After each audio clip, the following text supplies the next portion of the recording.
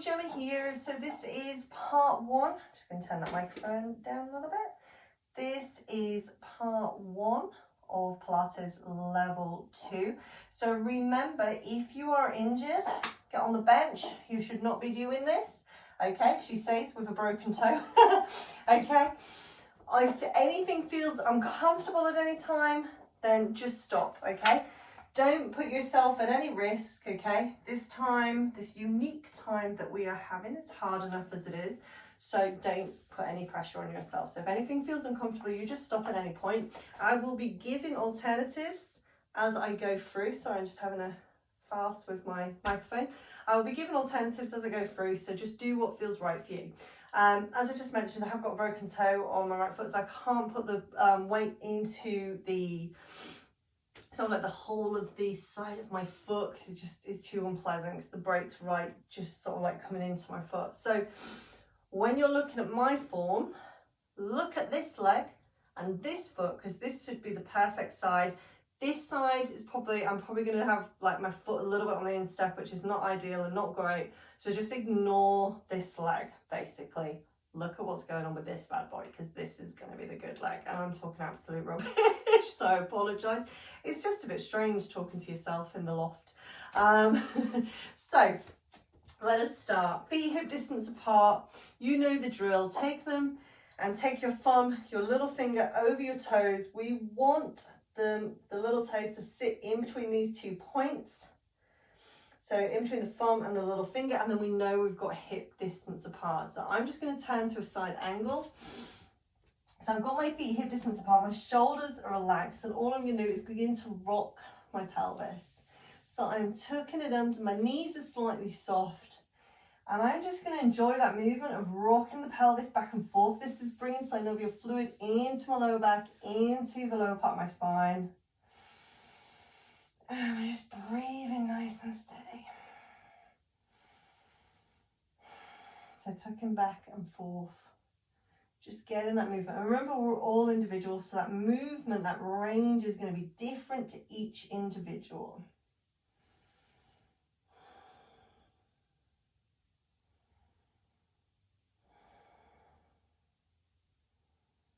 So nice and steady.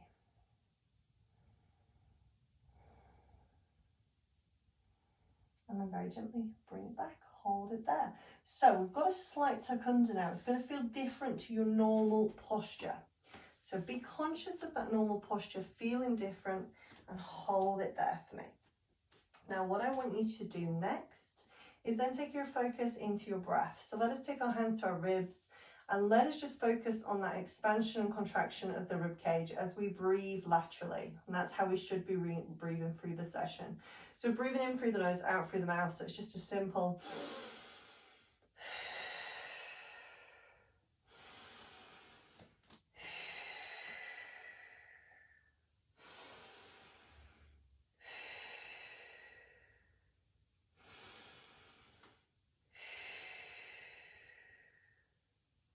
and that is how we should be breathing the whole way through the session. So getting a good intake of oxygen going on into the body.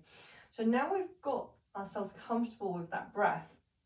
Let our arms just relax by the side. Let us take our focus into our pelvic floor. So our pelvic floor starts from the crack of the bottom, comes around to the middle, all the way around to the front. It's that U-shaped bell. We are contracting at the back, contracting into the middle, contracting around the front. I want you to just focus on contracting and releasing. So contracting and releasing. And the reason I want you to do that is to get used to how it feels to have that contraction, and used to how it feels to not have that contraction. So nice and steady. And then contract and hold. So you've got that whole contraction going on in place. Then take your focus into your core, into your belly. Okay? Take your navel, begin to draw that in towards your spine. As you're drawing it in, it's not a bikini picture. We don't have to pull everything in. We want to have some stability. We want to have some movement. So we're pulling it in, so there's tension, but there is stability and there is movement, and we can breathe comfortably and freely. So it's about a 25-30%. Once you've got that contraction, shoulder blades are back and down, and they're resting. Those shoulder blades, those scapulas are resting into our back pockets. all you're going to do is give me a double chin. So squeeze that chin into the chest and then let it release. So squeeze in, release. And this is just really letting go tension in the back of the neck and along the top of the shoulders. That is where we carry our worries and stresses. So let's just release that. I feel like I've got a few extra ones going on recently for some reason. So 2 more. And last one. And then let's have a cervical rotation. So let's just turn our head to the left, to the right, sorry, and then to the left. So nice and steady, just doing that rotation, bringing that movement.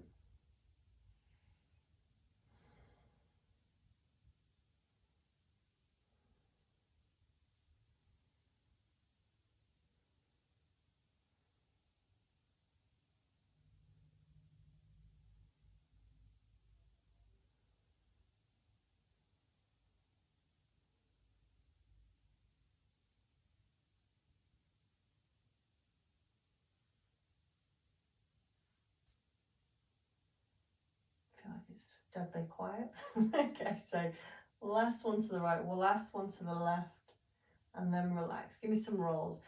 Up towards the ears, roll them back and down. So inhale up, and down. Inhale up, and down. Nice and steady. Inhale up, and down. Inhale up, and down. 2 more. Inhale up, draw the shoulders up to the ears, shoulder blades down. Last one, and relax, nice and steady. Now we're going to do a monkey squat with a little bit of rotation. Okay, so I'm changing my angle. So what we're going to do is we're going to push the bum back, rotate, look over the shoulder, arms are going to swing, come back to the center.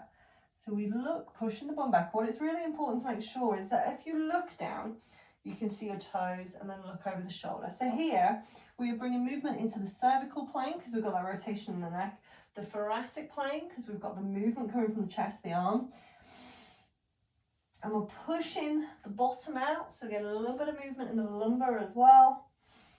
Breathing in as you come down, breathing out as you come up. Can we increase that rhythm and speed but still have control? So the pelvic floor is connected, abdominal belts connected, nice and steady, controlled. Last one to the left, and relax, turn. Sorry, you won't be turning, you're probably already facing the front. I'm going to turn back to the front. Sassy walking out, so that means you are going to peel your right heel off the floor, hips are going to swing, and then peel the other. So peel, peel. Ignore what my left leg is doing. This leg, it's not doing it properly. But remember, when we're doing sassy walk, so keep going with that, your hips are swinging side to side. It's that one exercise in Pilates where we're really not looking at keeping our shoulders and our hips and our knees all level. We are going through that natural movement that we do when we walk freely. So just go with that sassy walk. That was me pretending to do my sassy walk. And then very gently relax. Let's go straight into our maintenance section. So I want you to take your legs nice and wide. So that means wider than your hips, so nice and wide. Take a look down, check your toes are level, and then turn both feet out towards the side of the room. Your foot should be fully in contact with the mat. So again, just ignore what this foot's doing because this is the rubbish foot. This is the good foot, okay? Hands on your hips, shoulder blades back and down. We're going to bend. So it's a side lunge. When we lunge, we check we can still see our toes. If we cannot see our toes, we would take our legs wider, bend and check again, because we don't want the knee or the ankle to surpass. Well, the ankle's never going to surpass the knee, past the toes, unless you've got a serious compound fracture. But the knee doesn't want to surpass the toes, okay? So we're going to the side, then the other side. So lunge, side lunge. Now you're going to get a slight hinge forward. And if you want to make this more challenging, we can lift our arms. We're doing both sides. So you're lunging to one side, but arms are coming up as we go on one side. Or we could be bringing them up in front, up to the side, up in front, up to the side, And if you want to make it harder, tin of beans, dumbbells. My leg on this side, I'm really not making much effort there, am I? So I apologise. We could be making it harder. Why is my body just doesn't know where to move today. So nice and steady. So side lunges. Now let's stay on this side. Let's have a little pulse just for 8, 7, 6, 5, 4, 3, 2, 1, hold. And again, for 8, 7, 6, 5. Should feel it along here. 4, 3, 2, 1, hold. Come up, other leg. 1, 2, 3, 4, 5, 6, 7, 8, hold. One more time. For 8, 7, 6, 5, 4, 3, 2, hold. Take a deep breath. As you exhale, come up. Walk your feet in for me. So this time we are working on balance. And remember, when we work on balance, that means we're working on strength and stability on the other side. Really good for your sort of like your brain as well, left and right sides, really important. So feet hip distance apart, hands on the hips, shoulder blades back and down. Make sure big toe, little toe sinking down into the floor. What we're going to do, you've got your hands on your hips, is lift the opposite leg. So big toe could be resting on the floor or it could be off the floor. Bring your index fingers across. We want them to be level. Remember, if they're not, we can shimmy and adjust. Remember, if you know that you have one hip higher than the other, then it's unlikely by you shimmying that you're going to take one and it's going to be back to level. So don't worry if you know you've got that diagnosis. So we are simply holding it up. Shoulders are level, hips are level, and it's just holding it here in this balanced position for 1, 2, 3, 4, 5, 6, 7, 8, 9, 10. Bring it down. We're now going to do the same on the other side. Obviously, I'm going to count for you. So make sure opposite foot, so I'll do it on the same side again. So you would be going onto your opposite leg, but I just can't do that, okay? So bring the leg up in position. Big toe can be on the floor, remember? Or we could have the big toe floating. It's really up to you. Hands on the hips. Check the hips are level. Shimmy if you need to. Shoulders level. And again, we go for 1, 2, 3, 4, 5, 6, 7, 8, 9, 10, 11, 12. Come down. I think I counted 12 that first time. So let us do it again on the opposite side. So we're going back to this right leg. So this time I'm not going to do it with you because my leg's getting tired, okay? So bring the foot up, so big toe on the floor or floating, hands on the hips, check that they're level, shoulders are level, and hold for 1, 2, 3, 4, 5, 6, 7, 8, 9, 10. Relax. Let us change to the other side. So other side, weight's coming into the other side, that leg, that big toe is going to float or lift. Hands on the hips, check they are level. Bring them back, shimmy if you need to. Shoulders level, floating that leg for 1, 2, 3, 4, 5, 6, 7, 8, 9, 10. Relax. Okay, we're moving on to scapular retractions. So if you have a set of canned produce, weights, water bottles, like not as in like hot water bottles, but water bottles as in drink bottles that weigh the equal amount, then we can do this exercise with them or not. So I've got my Heinz beans, but any produce is fine. So my feet hip distance apart. Remember, I can always use my gauge, my thumb, my little finger sits over my toes. I can use that. I'm tucked under, I'm pelvically engaged, I'm abdominally connected. I'm going to bend my knees a little bit, so my arms are going to hang, so I'm a little bit ape-like, I guess. And all I'm going to do is draw my shoulder blades together and down. So shoulder blades together. Now my shoulders are moving, but that is the shoulder blades that are making that movement happen. So my shoulder blades are drawn together, nice and steady. Tucking that tailbone under, scapular retractions.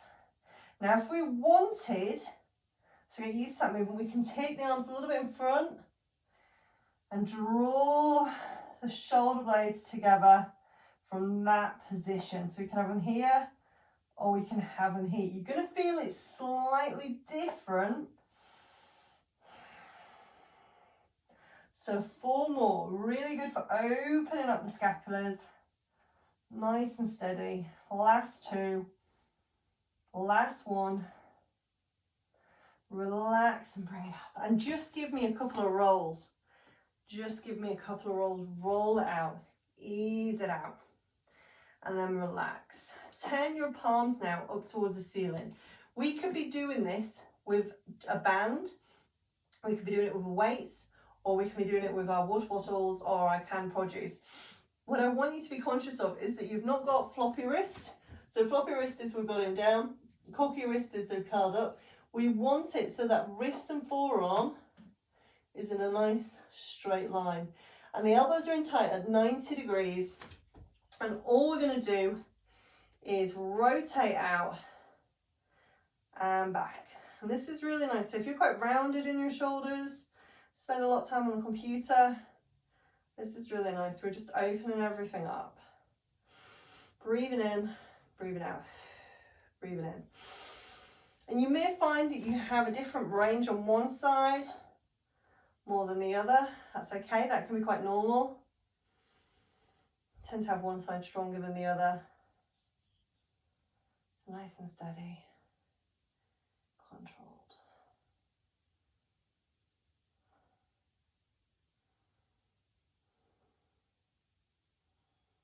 Doing great.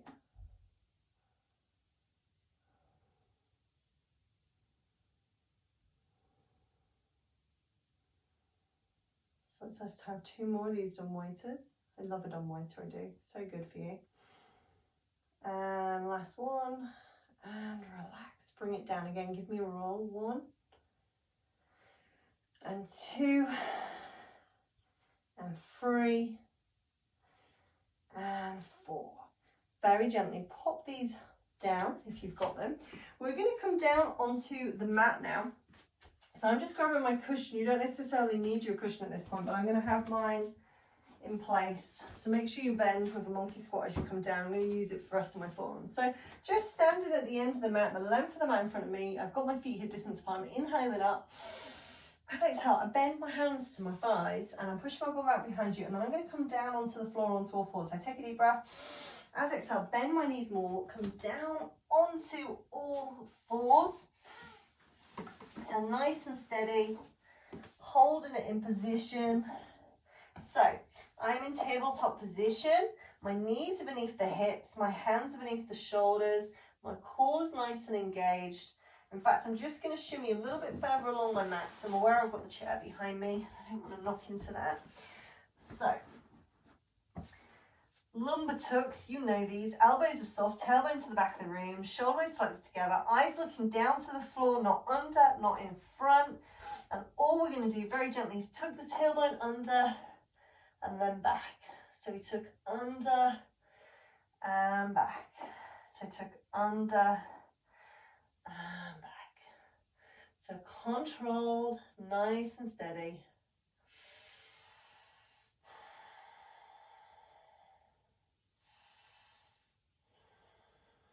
Breathing in as we took under, breathing out as we bring it back. And that is just, again, bringing some movement into the lumbar spine. Really nice for lower back issues. I feel like I say this every session, but can't emphasize enough. These little lumbar tucks imprints, so nice. Specifically for lower back issues. So nice and steady. Let's just have one last tuck under, up, stabilize into table. And this time we're going for an arm and leg extension. So we take one arm out, one leg. We want them to just go no higher than shoulder height, glute height, bum height, and then bring it in. Arm comes exactly down from where it lifted. Then we do the same with the opposite side, taking it out nice and steady. We want to be keeping the hips level, want to be keeping the shoulders level, nice and steady, taking our time, breathing in, breathing out, breathing in, breathing out, breathing in. It's really difficult to do with one leg floating in the air. So if you really want to challenge yourself that little bit more, that would be an advanced option. So nice and steady, in and out. So I'm just going to go to taking my arm out rather than my arm and leg out, but I want you to continue with taking the arm and leg out for me.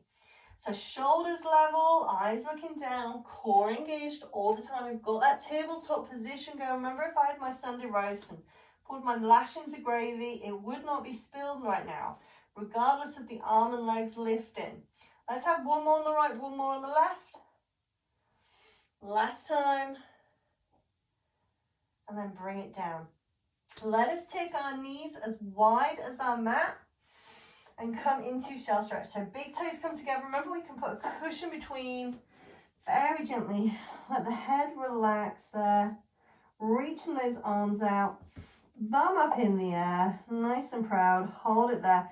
If this is uncomfortable in your knees or your hips, have the knees facing forward, hip distance apart, push the bum in the air a little bit and let those arms reach out in front and just hold it there. So you're still getting a stretch, slightly different stretch. Trying to tuck your tailbone under as you do it, but we're still getting a nice stretch. So just holding it there in that shell or that child's pose kind of alternative position.